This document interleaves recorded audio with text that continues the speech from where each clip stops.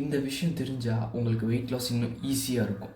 அதுதான் TDEE, அதாவது total daily energy expenditure.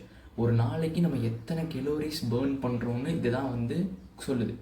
இதில் பார்த்திங்கன்னா 4 முக்கியமான காம்போனன்ட்ஸ் இருக்குது. அதாவது EAT, TEF, NEAT and BMR. இந்த 4மே ரொம்ப ரொம்ப இம்பார்ட்டண்டான விஷயம். First EAT. EATங்கிறது என்னென்னா எக்ஸசைஸ் ஆக்டிவிட்டி தெர்மோஜெனிசிஸ். இது என்ன சொல்லுதுன்னா, நம்ம டெய்லி எக்ஸசைஸ் பண்ணுறதுனால, வெயிட் லிஃப்டிங், கார்டியோ பண்ணுறதுனால எவ்வளோ கலோரிஸ் பேர்ன் ஆகுதுங்கிறது. ஆனால் இதுதான் இருக்குல்லே ரொம்ப ரொம்ப கம்மி. அதாவது 5% தான் இதுலேருந்து கலோரிஸ் பேர்ன் ஆகுது. Next thermic effect of food, TEF. நம்ம சாப்பிட்ற ஃபுட் எவ்வளோ கலோரிஸ் பேர்ன் பண்ணுதுங்கிறது. இதில் கார்ப்ஸ், ஃபேட்ஸ் அண்ட் ப்ரோட்டீன்ஸ் இருக்குது. இதில் இருக்கிறதுலையே ப்ரோட்டீன்ஸ் தான் நிறைய எனர்ஜியை பேர்ன் பண்ணுது. கிட்டத்தட்ட 20 to 30% ஆஃப் ப்ரோட்டீன்ஸ். அதாவது நீங்கள் 100 கலோரிஸ் ப்ரோட்டீன் எடுக்கிறீங்கன்னா அதில் 70லேருந்து 80 கலோரி தான் உங்கள் உடம்பு உள்வாங்கும். மற்றது எல்லாமே கலோரிஸ் பேர்ன் ஆகும்.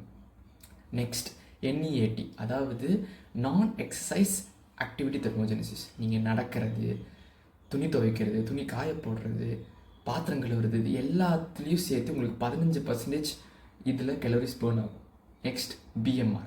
BMRங்கிறது பேசல் மெட்டபாலிக் ரேட். நம்ம உடம்பு டைஜஷனுக்காக, ப்ரீத்திங்காக, ஆர்கன்ஸ் ரிப்பேர் பண்ணுறதுக்காக, பிரெயின் ஆக்டிவிட்டிக்காக எவ்வளோ கலோரிஸ் பேர்ன் ஆகுது. இதுதான் இருக்கலே ஹையஸ்ட், 70%. ஸோ இது எல்லாம் தெரிஞ்சிருச்சு. இப்போது உங்களுக்கு வெயிட் லாஸ் இன்னும் ஈஸியாக பண்ணணும்னா நீங்கள் சிம்பிள், நீங்கள் மீல்ஸ் ஸ்கிப் பண்ண தேவையில்லை.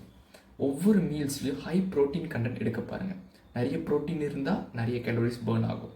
ஸோ ரொம்ப கார்டியோ போட்டு ஸ்ட்ரெஸ் பண்ண வேண்டாம். Walking is the best cardio. அதே சமயத்தில் மசில் பில்ட் பண்ண ட்ரை பண்ணுங்கள். நிறைய மசில் இருந்துச்சுன்னா ஆட்டோமேட்டிக்காக உங்களுக்கு BMR இன்க்ரீஸ் ஆகும். Hope that helps.